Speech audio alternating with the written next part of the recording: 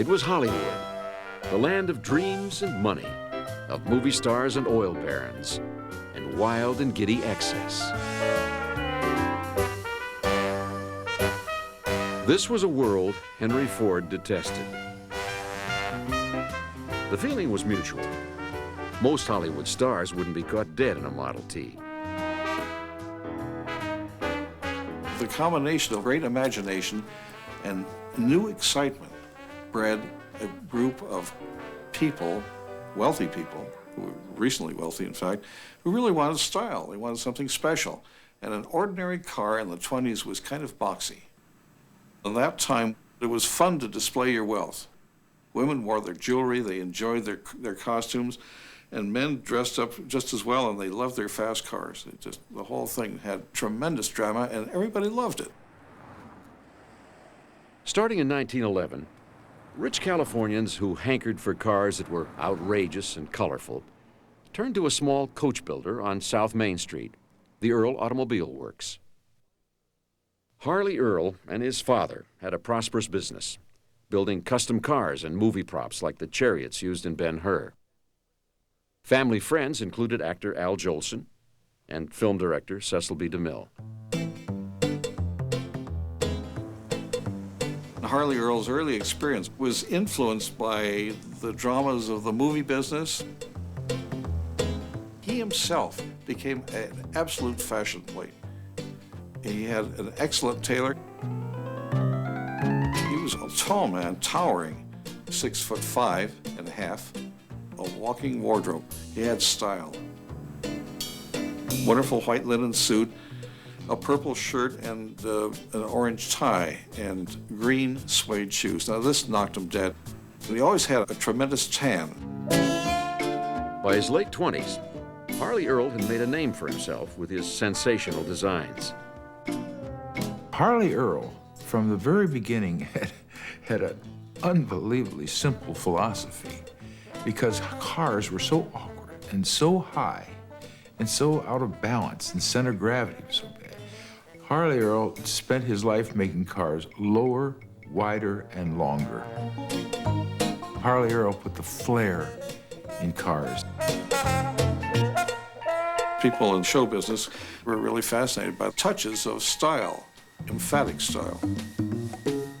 If they saw something that came out of Earl's imagination with these patent leather fenders, they'd stop and stare. They were really fascinated by the novelties. Earl catered to his clients' every whim. Nothing was too outrageous. An Earl custom-built car would cost $28,000. And he had more work than he could handle. A major hero at the time was Fatty Arbuckle. He was a comedian, big fellow, and so what Earl was able to do was design a car that had a tremendously large chassis. It was a big car, and so when Mr. Arbuckle got into it, he looked normal. So the sense of scale was appropriate for the style of car. He built, I think, 2 or 3 cars for him, and they still exist. They're prized items. Styling details that Earl popularized would be imitated for years to come, like the Landau roof and a rakish slanted windshield. If you make the lady in the back seat something special, you could give her a cameo window, which he did. This is an oval-shaped window behind the rear door window. And many pictures survive that show whoever the lady was looking out of the window, beautifully framed with this oval shape. It's a very smart idea. While Hollywood was on the cutting edge of automotive fashion, the cars most Americans drove tended to be homely affairs with little style. 20s were really an ungainly time when you went from the old brass cars, which were really quite beautiful, into these homely cars of the 20s that were starting to be enclosed and all that, and they were just kind of pedestrian vehicles. They were practical, getting better all the time, but they had no flair.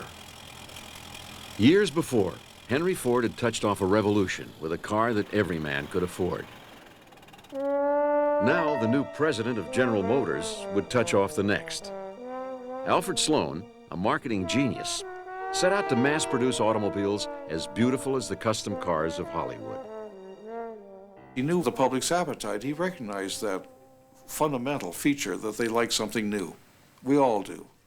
if you offer a new play, a new piece of music, anything that you can think of that's artful, and if it's a new statement, it's an excitement. General Motors, it's hard to imagine now, but they were hungry at the time, trying to make those cars better and offer more than Ford did. Alfred Sloan had a hunch that people would pay that little bit extra for style and pizzazz. And Harley Earl was hired to design a smaller, less expensive version of the Cadillac. The 1927 LaSalle, the first mass-produced car designed by a stylist, was an instant success. Alfred Sloan was trying to appeal to all types of clientele, and he had the ladies in mind as well as the men, and he visualized a long, long time ago that the women's market was going to be 50% of the market. By God, he's right. I think it's 52 now. Advertisers were realizing more and more that women were the buyers of a great number of products and that they needed to pitch them towards women. They stereotyped women as being particularly style conscious. In 1927, Sloan put Harley Earl in charge of a new department, the art and color section, the first of its kind in Detroit. It was the beginning of a corporate career that would make Earl one of the most powerful men in the industry. Harley Earl really started the first sizable styling department. Before that, all the styling was done up at the factory by the engineers that were putting the car together, who may have been terrific engineers, but they frankly didn't know a car from a canoe when it came to styling. For the next 4 decades, Earl's department would be responsible for the design of 50 million cars. He knew that he was designed for the common man and the middle class. So he gave them cars that made every trip an excitement. It didn't make a difference whether he had a shabby house, he didn't have much money, but if you could jump into the car and be somebody, you arrived in this exciting automobile, he gave them that opportunity, and it didn't cost them an awful lot. It's a lot cheaper to buy a car than it is a house. So he gave them imagery, wonderful, exciting imagery. Earl began to challenge the most basic assumptions about mass-producing automobiles. First, the matter of color. Advertisers had discovered by the early 1920s the color could make people feel better about the products that they owned.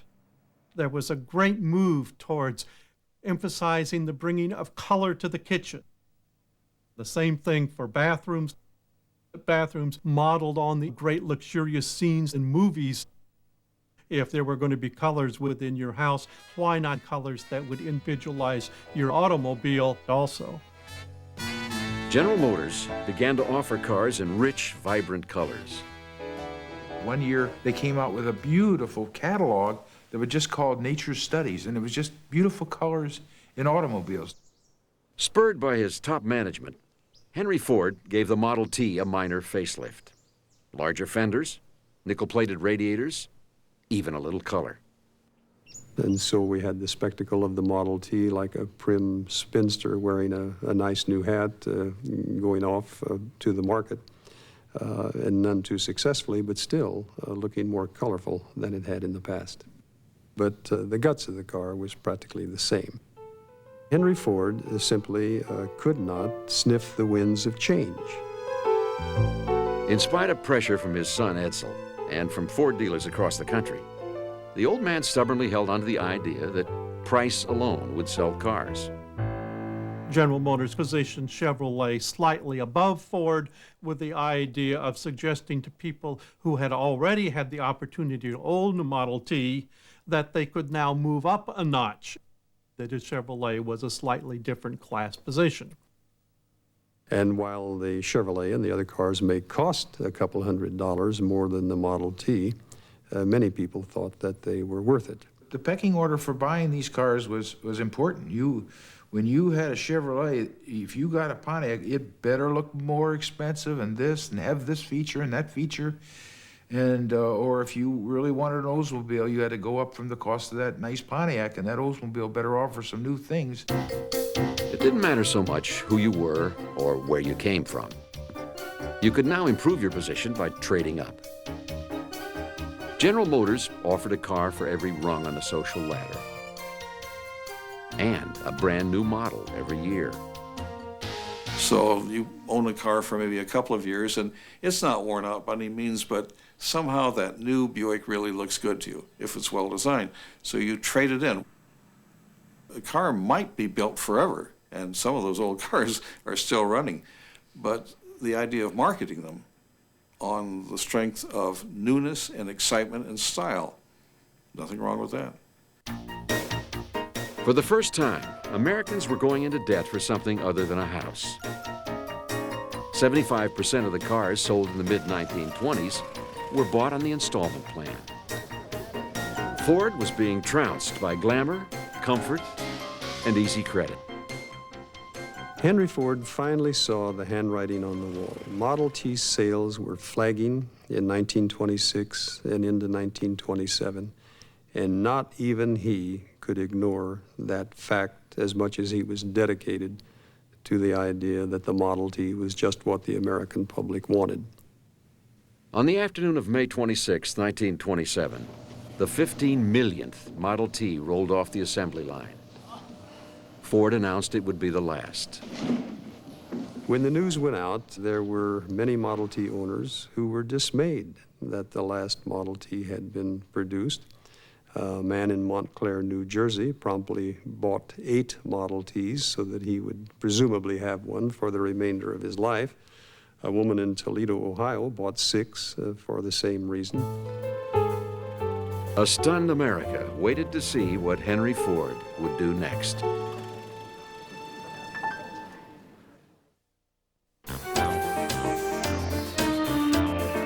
In the 1920s, while many Americans were going into debt to buy mass-produced cars, the ultra-rich were acquiring some of the most elegant automobiles ever made. The Duesenbergs, always a spectacle. The great cars of the classic era. $300,000, 320. I am selling, fair warning, at $330,000. It was an absolutely glorious age. I mean, if you go to any old car show now and you look at any of the cars of the 20s or 30s, I mean, these are sculptures. These are things of beauty. These are pieces of art. Nobody could afford them. They were made in small numbers. Today, a Lincoln or a Cadillac, they're everywhere. There's almost as many of those as there are Chevys too. But boy, that wasn't the case in those days. When you saw Packard 12 or a Cadillac 16 or a Duesenberg, you never forgot it. Everybody just was in awe of those things. Augie and Fred Duesenberg had a tremendous reputation for building the best racing cars in the market, and they'd won some significant races. They built the first American car to win a French Grand Prix.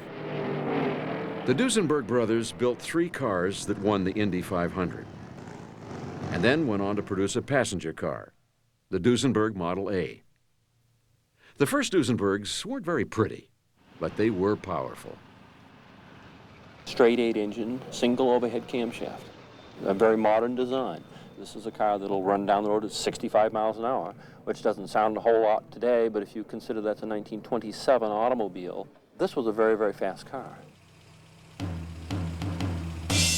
But the superlative cars, the classic Duesenbergs, those dazzling cars that today cost well over $1 million, were created in partnership with an entrepreneur, a Midwesterner with a spectacular sense of style, E.L. Cord.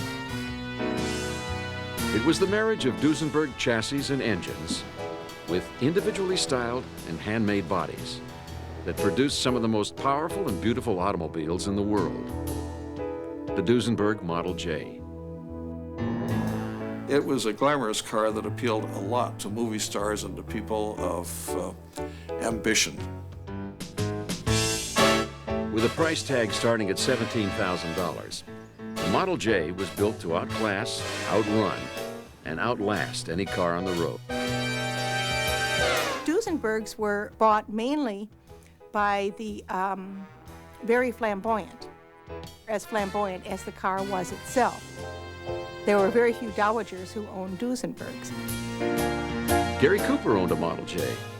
In fact, he owned 2. So did Greta Garbo and the King of Spain. Clark Gable courted Carole Lombard in this car at 130 miles an hour. It was just awesome. It was so powerful compared to the other ones. When they were busy talking about 100 or 160 horsepower, a Duesenberg had 265 horsepower, the standard model. And then they supercharged it as if that wasn't enough, and it pulled 320 horsepower. Those cars would do 100 miles an hour in second gear. And of course, then everybody said, well, what'll it do in high? Nobody knows. Gosh, there isn't a road big enough for it. So the expression, it's a doozy, was set in the way those cars were perceived by people. It's a doozy.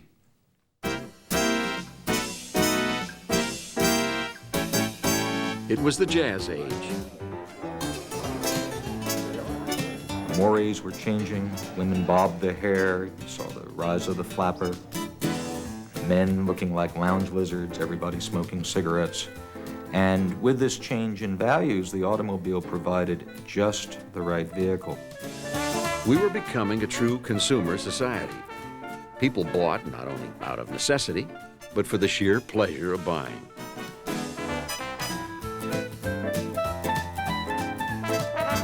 Consumers could now choose among 72 different model cars, produced by General Motors. The most expensive, the most elegant, was the Cadillac. Automobiles in those days, certainly much more so than today, gathered their own following.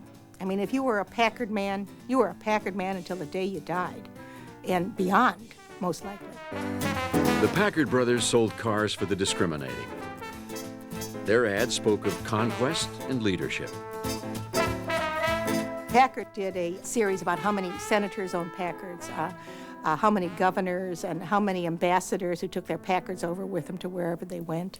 And a Packard was considered the car that said you were wealthy, but didn't say it quite as loudly as a Duesenberg did. Very, very interesting cars were being born in the late 20s and early 30s.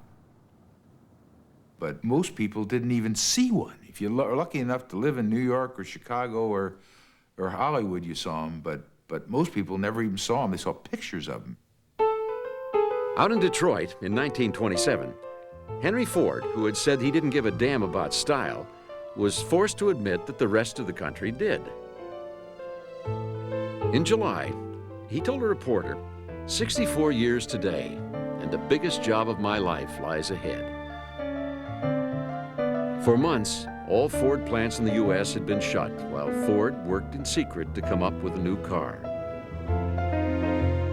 When he abandoned the Model T, he did not have a successor car in place. The fact that Ford discontinued that car without a replacement vehicle must be classed as one of the great business blunders in automotive history. That was a really disaster. And what it did is it started somebody else, Chevrolet, finally passed Ford as the largest selling car, something that nobody thought would ever happen. Ford dealers were going bankrupt, others defecting to GM. Rumors about Henry's new model surfaced in the press. Retooling was costing $1 million a day. Ford refused to comment. Spring turned to summer, summer to fall. And there was tremendous speculation throughout the length and the breadth of the land. And Henry Ford, rather than announce any plans that he might have, decided to let the press and the public speculate. I don't think that any product ever produced before or since the Model A has had so much free publicity. Ford kept his plans secret, refused to unveil the car. There was an immense buildup of public anticipation waiting for the moment in which it would finally be revealed. On December 2nd, 1927, just outside the Ford plant, the Model A was finally introduced. That day in New York City, 250,000 people turned out to get a glimpse of the car that they had all been waiting for. Crowds blocked traffic throughout the metropolitan area. There were reports that in Detroit, 31,000 people were storming the convention hall. In small towns all over America, Ford representatives drove down Main Street to show off the car. Russell Poole remembers their arrival. All summer long, people were waiting to see what the Model A was like, and they didn't come out till late that fall. I remember people going to the showroom to see that first Model A. It was quite exciting. Within 2 weeks, almost 500,000 cars had been sold. By January, production couldn't keep up with demand. The Model A came in different styles and fabulous colors, with lacquer finish and fancy upholstery. In a reversal of strategy, Ford pitched the Model A to a swankier clientele. In some ads, there would even be chauffeurs and maids in the picture to suggest Model A was perfectly suitable for those of high social stature. Ford had done it again. He had produced a universally beloved car. Even today, many collectors believe that the Model A was the best car ever built. Lauren Laudy is a fan. That was the car that I fell in love with. When I got older, like the age I am now, I bought a 1930 Model A, which I happen to have in my garage. Completely restored, just like a brand new car. My dad would let me shift. He would work the pedals, but I was working the shift. He would put in the clutch, and I would put it up to second. He would put in the clutch, and I would put it down to neutral. He would put in the clutch, I'd put it down to third. You know, it was like a ballet between the two of us. And it was a lot of fun. It brings back a lot of memories. The Model A had scarce settled into the American landscape when the stock market crashed. In these troubled times, holding on to the car you owned became a national obsession. And the roads across America would become an endless source of cheap entertainment.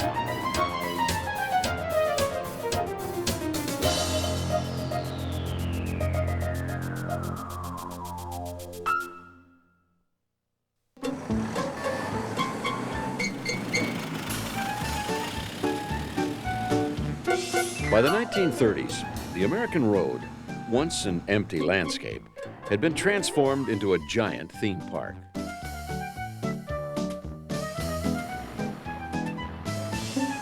Surreal images were capturing our attention at 45 miles an hour. We were on the move, and driving had become one of the great entertainments of all time. People would give up their food almost rather than give up their cars. Gas was cheap, and better roads were being built. It wasn't long before the people who owned land along those roads began to see gold floating along the highway. There were commercial opportunities no one had ever dreamed of. In a country where a third of all homes were without indoor plumbing, certified restrooms became a major attraction. Nurses would go from gas station to gas station and would be there to ensure the cleanliness of the place. It would bring people in. If you had advertised restrooms, and people would stop and be bound to buy gasoline while they were there. For the hungry, mom-and-pop restaurants turned up everywhere. Every meal an adventure. Hot chili, foot-long dogs, chicken fried steak. Those who hated surprises found comfort under an orange roof. Howard Johnson combined the little hot dog stand with the ice cream parlor with the full-service restaurant.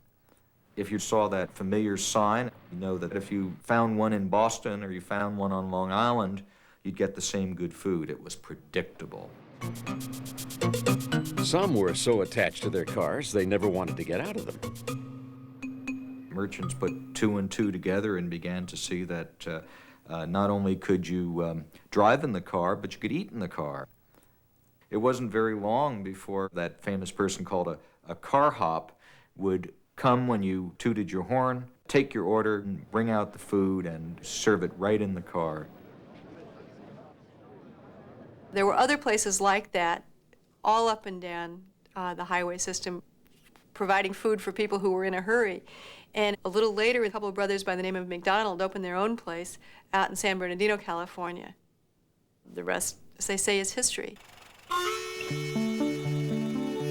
At the height of the Depression, millions of Americans hit the road, not for fun, but in a desperate search for work. The film, The Grapes of Wrath, told their story. In the Soviet Union, the communist authorities imported this movie, and they withdrew it from the theaters within a few weeks because the audience was more impressed by the fact that even wandering peasants seemed to own an automobile or a vehicle of their own than the fact that they didn't seem to have very much. As we took to wandering farther and farther, the road was marked by tourist cottages, some more fanciful than others. Joy Fischel's parents and grandparents built one of the early tourist courts when she was a little girl. They named the camp Camp Joy. As far as I know, just because it had a happy sound to it and was a pleasant place. Camp Joy was a family-run motel where everyone had to work. When I was 12, the folks set me up in business for myself. From their trips to Florida, my grandfather in the winter would ship a barrel, say, of selected shells back. And they were snapped up because back then seashells were quite a novelty. The first motels were informal, homey places, often extensions of somebody's house. Over time, they became more businesslike. Then in the 30s, they began to install inner spring mattresses, radios, hot showers. More creature comforts than many people had back home. Camp Joy introduced the ultimate convenience, a drive-in motel room. There were big wooden sliding doors that literally opened up one whole wall so that you could open the car door, step right into your room. And people really appreciated this. The Fischels catered to a family business. Other motels had quite a different reputation. Some were known as ideal love nests for the hot pillow trade. FBI Director J. Edgar Hoover called motels camps of crime, hideouts for hardened criminals, prostitutes, and white slavers. Gangsters, everyday robbers, anybody that was interested in a life of doing no good saw the benefits of doing it by car.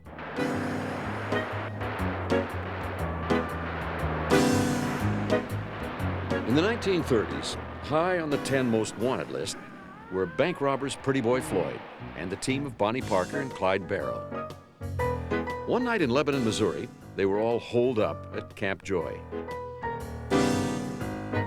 They stayed in one of the drive-ins, so they couldn't be identified from the street. Their behavior while they were there was a little strange because only one of them at a time would come out, walk up the road somewhere, get something to eat, and bring back food to the unit and go in. That'd be the last you'd see of them. The local sheriff heard that they were in this area, but they had already moved on. Every criminal, it seemed, had a car of choice. For Clyde Barrow, it was the Ford V8. He loved this car for its quick acceleration. In a letter to Henry Ford, Barrow wrote, "While I still have breath in my lungs, the V8 is a dandy car." Clyde Champion Barrow would go to his death in his beloved Ford V8. Hudson, at that time, was building a car called the Terraplane, which John Dillinger favored. He wrote a letter to Hudson saying, "Whenever I can steal one, I do." In the mid-1930s, car owners became obsessed with speed. Cars could now go over 85 miles an hour, and the auto industry was moving into a revolutionary era. The automobile went from this wonderful, old, elegant, classic thing overnight to streamlining. It was truly a new era, and America couldn't wait. You couldn't bring it to America fast enough. In all the great design shops, artists were sculpting cars of the future. streamlining. It was a marriage between art and aerodynamics. The first streamlined production car, the Chrysler Airflow. The car was truly aerodynamic. It had been tested in the wind tunnel. The Chrysler Airflow was a masterpiece of engineering. The structure of the car was part of the body, not a frame, which was very safe and very lightweight. The passengers were moved forward, so they sat between the wheels and had a wonderful ride compared to anything they had ever had before. Chrysler promoted the car's construction, its toughness and reliability. Here it comes on its death drop, leaping clear of the ledge. You'd expect it to be crushed like an eggshell, and a lesser car would. The Airflow was clearly an extraordinary car. The car that can live through such a grueling ordeal is the car you can trust. But for all its toughness, most people thought the Airflow just plain ugly. Only 30,000 were ever sold. But the move towards the modern was not to be stopped. Cars, trains, planes, buildings appeared, all with futuristic lines. Streamlining. Suddenly this became a household word, and what it really amounted to was a cleaning up of design, of bringing all of the disparate, different elements together as a unity. In the winter of 1935, a car was introduced that would later be described as rolling sculpture. E.L. Cord, who financed the Duesenberg's fabulous Model J just a few years before, introduced the 810 Cord. It would make automotive history. One critic said it looked as if it had been born and raised on the highway. There was more innovation in that car than any car that ever came out. It was totally new, totally different, and everything else after that paled. It influenced design of many, many cars. And what I loved about that car, it was so simple. Simple and beautiful and low and understated, but it was just new and fresh. The wonderful thing about those days was that you could differentiate a car from 2 blocks away. You could tell by the radiator configuration, any number of things, because the cars had their own special individual look. There was not a cookie-cutter look to cars in those days. In 1937, General Motors' styling department was at work on a small and very sophisticated experimental car under the direction of chief designer Harley Earl.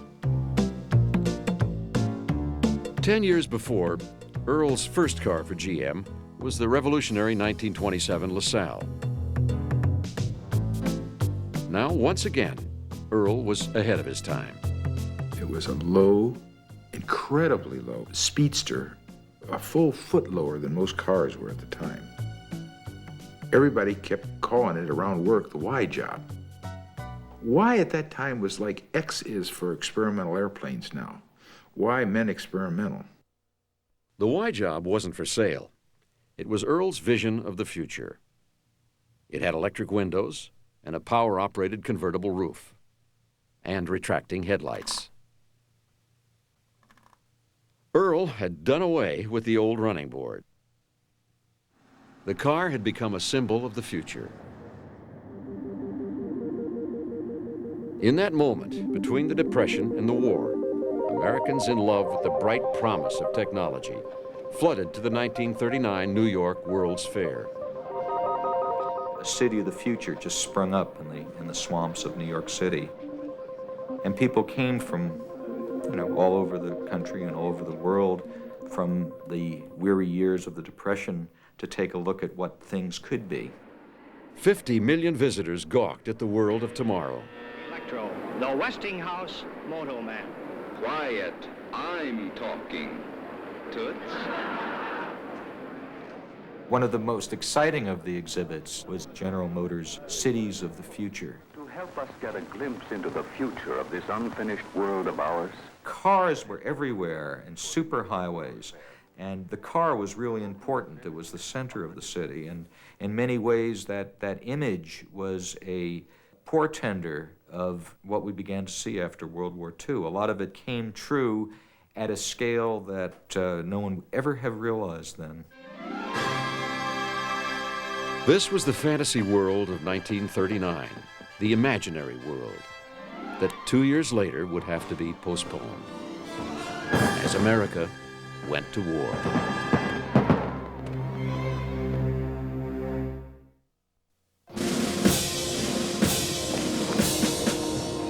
On February 2nd, 1942, automobile production ground to a halt. The last civilian automobile, a Ford, rolled off the assembly line. We were at war, outnumbered, outgunned, and outweighed, in ships, tanks, and planes. The Allies now looked to the industrial might of America, and America looked to Detroit. The arsenal of democracy. It was centered right here in Detroit. We made the tanks and the guns and the airplanes for the whole world. Everybody was a hardworking, loyal citizen. There was no time for any bantering. It was just work hard. Americans mobilized and clocks were moved ahead to wartime. As men went overseas, women traded their aprons for overalls and joined the workforce. Folks at home collected scrap metal to make weapons of war. Gas was rationed. Rubber was in short supply. Many Americans took their cars off the road and put them away for the duration. A lot of dreams had to be deferred. During the war, we had to cut back. Speed limits were reduced to 35 miles an hour. Automobiles went out of production. Suddenly, meat was rationed. Ladies couldn't get nylon stockings, so they started using eyeliner to paint little seams along the backs of their legs. There was a sense of sacrifice. But sacrifice alone would not be enough. America had to gear up. The United States Army had to convert this vast automobile productive capacity to military use to create the first military force in the history of the world to be entirely run by the internal combustion engine. American factories have achieved the impossible. American mass production is delivering the goods. Going first to the great automobile assembly lines, capable of turning out 4 million trucks and passenger cars a year, United States engineers harnessed the skill, mobilized the resources of the most efficient manufacturing system in the world. Where automobile fenders once were made, motors and replacements for thousands upon thousands of planes a year. There's no question, we knew how to get volume.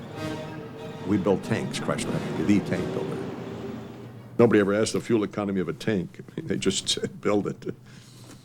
We just want it to last and go kill people, you know, hell of a way, but that's what war's about. Chevrolet produced nearly 500,000 military trucks and built engines for the C-82 flying boxcar. Cadillac made engines for the M5 tank and parts for the Airacobra fighter. Buick built the Hellcat tank destroyer. Studebaker engines for the Flying Fortress. Henry Ford bragged he could mass produce whole bombers the same way he mass produced cars. Aviation experts said it couldn't be done. Henry Ford, after a great deal of difficulty, proved them wrong and did finally produce almost a bomber per hour, 21 per day. It was a glamour product, and Ford achieved a good deal of recognition because of it. Even Adolf Hitler said he knew where Detroit was. When you can be doing a bomber an hour out of Willow Run, a bomber an hour, you had mass production really down to scientific points. We just blew them away. Firepower, sheer firepower out of Detroit, the arsenal of democracy. Out of all this firepower emerged a mighty warrior, little more than 3 feet tall, loaded with personality. The steel soldier Americans would never forget. Can this be an automobile, men wondered? Looks more like a four-wheel Beetle, one of them said. No, I wasn't too proud of myself back there at the start when the Army first looked me over. Then they sent me out on the road. They tried to drown my motor, but my ignition was set too high for that. They tried to break my back on roller coaster roads. But when I held together, it looked as if the Army and I might somehow get along because they gave me a nickname. They called it Blitz Buggy, Beetlebug, Leaping Lena, Puddle Jumper. But the only name that really stuck was Jeep. The answer to the Army's need for a general-purpose vehicle. One that could double as a general's limousine or a GI's mule. There were bids put out by the Army. The design war had to be quick, was between Willys Overland and Ford Motor Company. And Willys won the design, but then they realized they were so versatile that they needed like 500,000 of them, and little Jeep couldn't build them, so the production contract, the big one, went to Ford. Mass production. It meant only one thing. I was a success. I was getting turned out 1 every 2 minutes. 30 Jeeps an hour. What do you think of that? And I traveled with the guy I liked best, my pal, the soldier. Wherever he goes, I go. In 1942, it was the Egyptian desert. Equipped with machine guns, Jeeps were sent into combat. Moving through hot sand at 60 miles an hour, they formed a flying wedge and blew up a convoy of German supply trucks. Where the Jeep went, wrote one observer, victory was sure to follow.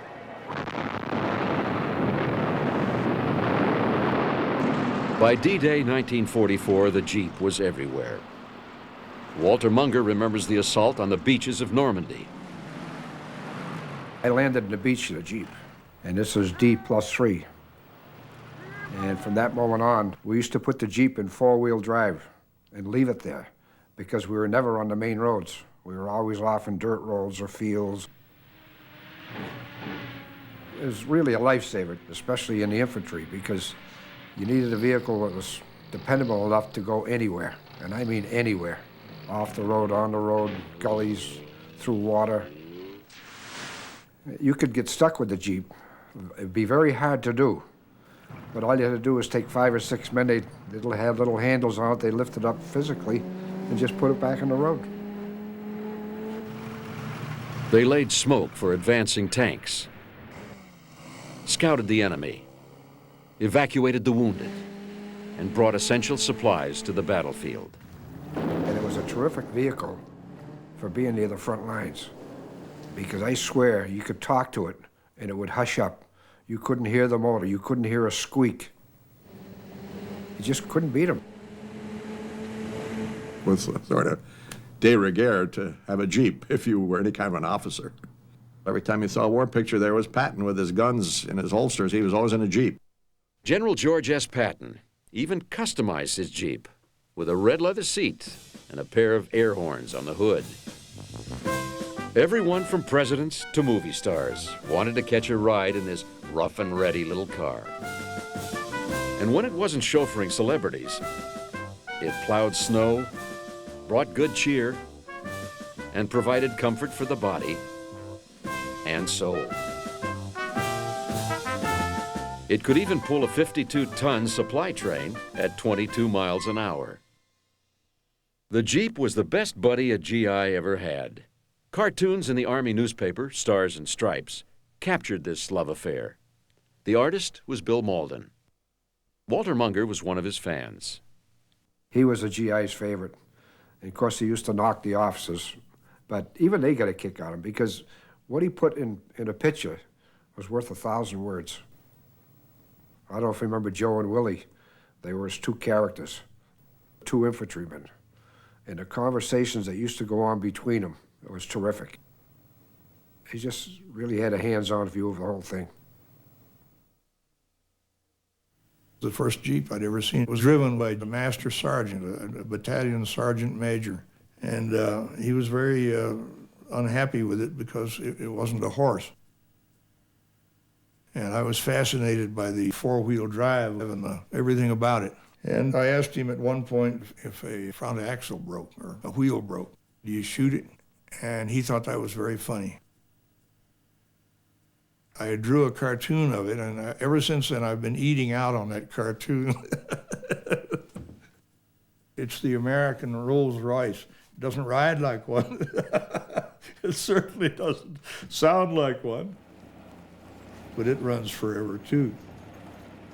For Americans, this square-shouldered, go-anywhere, do-anything little car became more than a piece of military hardware. It became a treasured symbol of the American spirit that won the war. The Museum of Modern Art had a display of the most beautiful cars in the world. And one of those vehicles sitting alongside the Accord and the Lincoln Continental and the Rolls-Royce and the Talbot Lago from France was a Jeep. At war's end, America's love affair with the car was about to accelerate into a romance so wild, so kinky, so outrageous, it would take the rest of the century to recover.